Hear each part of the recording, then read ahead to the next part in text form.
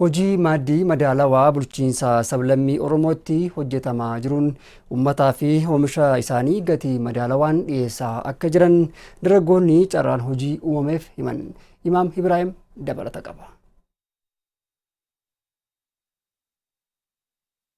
Akka biyyaatti inisheetiiviin hojii maaddii madaalawaa hojjetamaa akka jiru ni beekama. Haaluma kanaan bulchiinsa sablammii Oromootti hojiin maaddii madaalawaa yeroodhaa gara yerootti fooyya'aa jira. Dargaggoonni hojii kana hojjechaa jiran gatii madaalawaan ummataaf oomisha isaanii dhiyeessaa jiraachuu ibsaniiru. ስሰራበት የነበረው 10 ቀፎ አካባቢ ነው። አንዳንዱ ፌል ያደርግብሃል። አማካኝ አቨሬጅ ስትወስደው 7 ማክሲመሙ 8 ነው። በአማካኝ እንትን ስትለው ፈንክሽናል ሆኖ ሲሄድልኝ የነበረው ማለት ነው። እና ከዛ ላይ ደግሞ እስካሁን ባወጣሁበት እንደ ሳይንሱም እንደ ተማርኩትም አሁን እኔም በተግባር እንዳየሁት ከአንድ ቀፎ ላይ አማካኝ ከ35 እስከ 50 ድረስ ይወጣዋል። እኔ በተጨባጭ ግን ያስኩት 40 አካባቢ 40 38 እንደዛ አካባቢ ይደርሳል። አሁን ያው 1000 ዶሮዎች አሉን። እነዚህ 1000 ዶሮዎች ቢያንስ 92% መጣል አለባቸው እና ያንን እየጣሉልንና እየሰጡልን ያሉት ማለት ነው። ያው እንደዚህ ክረምት ሲሆን እንደገና ከፍተኛ ሙቀት ሲሆን ያው ምርቱ ከፍ ዝቅ ማለት እንትን ቢኖረውም ኖርማል ላይ ሲሆኑ ይሄንን ምርት 92% ይሰጣሉ። ከንቲባን bulchiinsa magaalaa Kamisee obbo Sharif Qaasim hojii maaddii madaalawaaf xiyyeeffannoon kennamee hojjetamaa jiraachuu ibsuun gaaffiilee isaanii deebisuufis hojjetamaa jira jedhan. Keessumattuu horsiisa lukkuu irratti, killee irratti, foon irratti akkasumas immoo aannan furdisuu irratti hojiiwwan gurguddoon hojjetamaa jirani. Kanaanis bu'aa guddaa argannee jirra.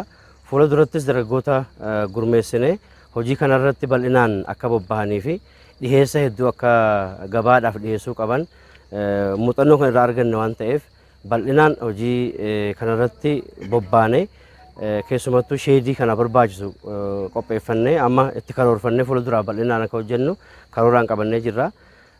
Gama dammaatiinis akkasuma bu'aan kanaan dura jiru gaariidha. Muuxannoo qabnu jira. Muuxannoo sana babal'isnee akka itti deemnuudhaaf ammaaf hojiiwwan dursa hojjetamuu qaban hojjetaatiidha kan nuti jirru. Wantoota bibbitamuu qaban bitaatiidha kan jirru.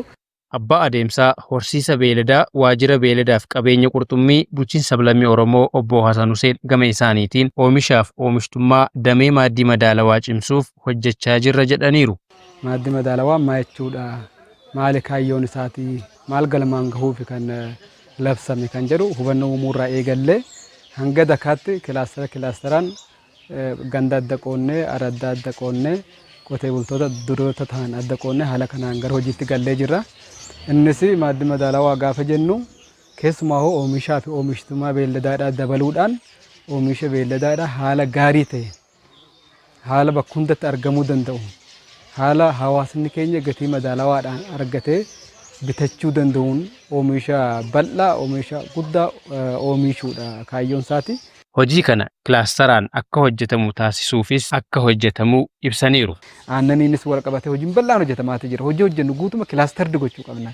Qindeessuu qabna walitti galteewwan barbaachisan haala gaariidhaan akka dhiyeessuudhaaf nu mijatutti sheedis hojjennee haala gaariidhaan babal'isuuf akka nu mijatutti kilaastera gochuu qabna jennee keessumaa aanaa dawaa caffaa fudhannee ilaalle waldaa aannaniidhaa 3 gurmeessine ganda taraf irratti shaakilaa irratti garbii irratti gurmeessine aannan guyyaa guyyaadhaan magaalaa Kamiseetiif akka isaan dhiyeessanii kan godhaatii jirre yeroo maaddiin madaalawaa kun labsamaniin duratti aannan kan nu dhufaatii ture dhaabbata Elifooraa irraa amma ofiin keenya inni dhaabbata Elifooraa akkuma jiru ta'ee dabalataan qotee bultoonni keenya gurmaa'anii aannan magaalaaf dhiyeessuu jalqabaniiru. Kuni gahaa miti.